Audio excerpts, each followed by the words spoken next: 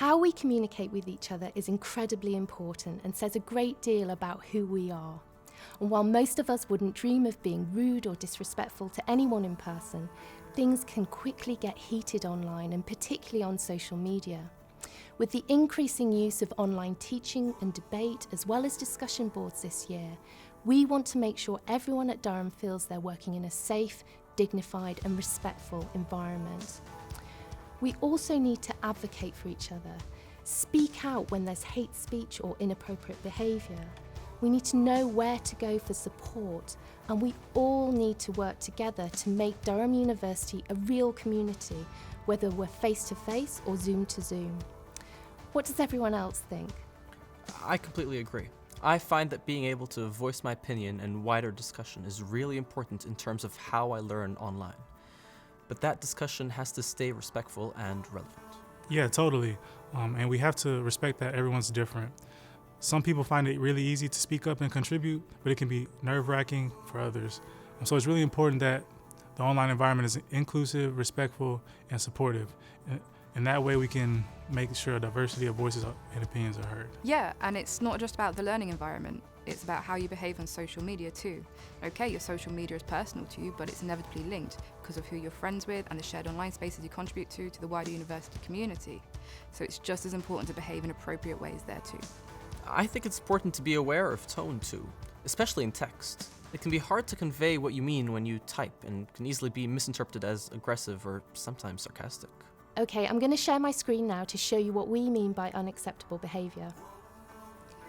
At Durham University, we won't tolerate any form of prejudice or any bullying and harassment, and you can see the full list there. But does anyone here have any personal experiences of any of these things in any walk of life that they could share with us now?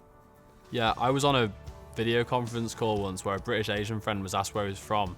When he said that he was from Manchester, the reply was, "But where are you really from?"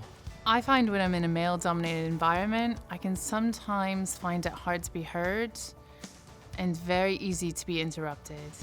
Yeah, I had this mate who had an incident once in an online class where a debate ended up continuing via messaging on social media, but it ended up getting really personal. Yeah, of course, the person engaging in the unwanted behaviour may not realise that what they're doing or saying is harmful, but the point is that you have to understand the impact that you have on other people. Yeah, it can lead to stress, anxiety, feeling powerless, even changes in sleeping and eating patterns. I've also seen it affect students' work and colleagues' work and morale. Okay, so let's just go over some of the online behaviours we want students and staff to adopt at Durham. I'm going to share my screen now. At Durham, we expect you to demonstrate respectful conversations online, lead by example and know that some people may have a different opinion to you. Treat people with the same respect that you would give them face to face. Think before you type. Ask yourself if your comment is constructive before you post. If you wouldn't say it to someone's face, don't say it online. Find topics your peers are interested in, take the conversation online and connect with others safely and respectfully on issues that they care about.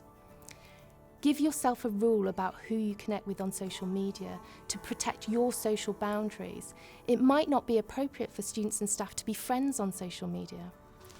Finally, if you see or are the victim of any poor or unwanted behaviour online, report it using the Report and Support tool. There's loads of support available if you're worried, including a network of bullying and harassment support advisors and college welfare teams, including mentors. There's also the student union associations, the counselling service, and Nightline, yeah. And if students are experiencing difficulties in relation to a specific module, then they can also raise concerns with their academic advisors. Remember, when you study at Durham, no matter where you are, you're representing not just yourself but the university. Let's make everyone's experience here a positive one.